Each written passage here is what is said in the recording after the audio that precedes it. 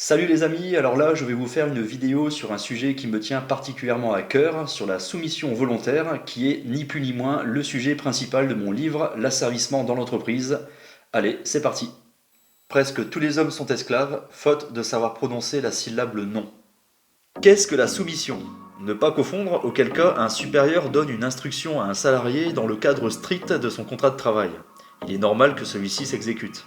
Je veux parler de soumission où, par exemple, le salarié accepte les ordres les plus farfelus, les plus absurdes, ou que celui-ci les sollicite presque. De travailler plus tard alors qu'il n'en a pas envie, d'exécuter des tâches qui vont au-delà de ses compétences, de dénigrer, déformer, dénoncer ou répéter les agissements et dires de ses collègues, de complimenter excessivement son supérieur, de ne surtout pas le contredire ou aller à l'encontre de ses décisions et autres bassesses que je préfère m'abstenir de citer ici. Toutes ces perversités ont pour point commun d'être faciles à exécuter, surtout pour un être ayant peu de courage et d'amour-propre. Ce salarié, dans un total oubli de soi-même, s'exécute sans réfléchir, sans but, à servir quoi qu'il en coûte son supérieur hiérarchique, sans qu'il n'ait eu besoin de lui demander quoi que ce soit. À y en prendre du plaisir presque, par habitude, la soumission s'installe doucement et devient la norme. Pour les personnes assujetties à leur employeur, la servitude leur est confortable et les rend irresponsables. Elles ne sont responsables que de leur propre mise sous tutelle et nous démontrent qu'il n'y a d'oppression que consentie. Le maître est sans fouet, l'esclave est sans chaîne.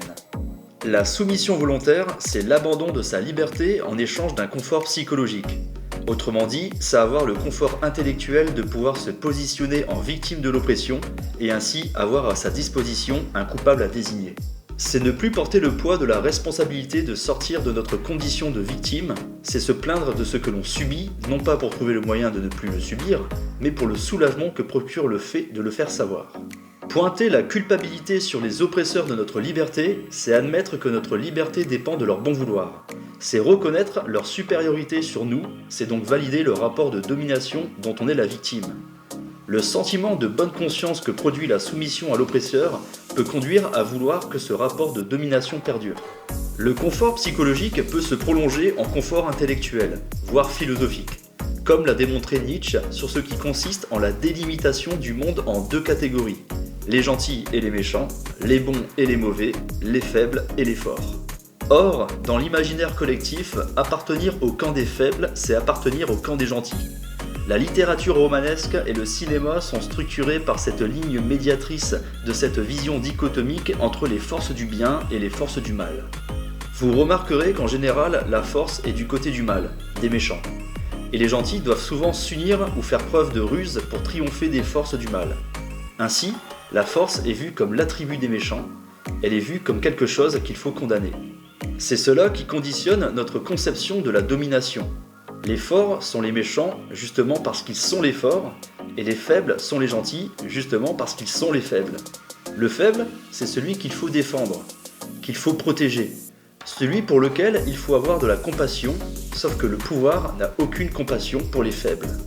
Donc, à aucun moment, on ne rend service au faible en le maintenant dans sa faiblesse, à lui faire relever la tête face au fort en lui disant que la force, c'est mal. Au contraire, on entérine sa servitude.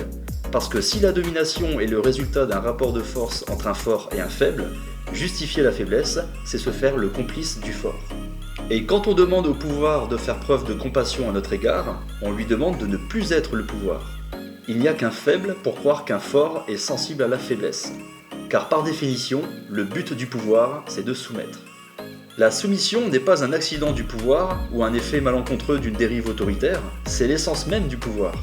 Et croire que le pouvoir pourrait déroger à ce principe, croire qu'il pourrait vouloir notre liberté et notre émancipation relève du pur fantasme. Les personnes soumises et celles insoumises ont pour commun d'avoir de la volonté, l'un à servir et l'autre à ne plus servir.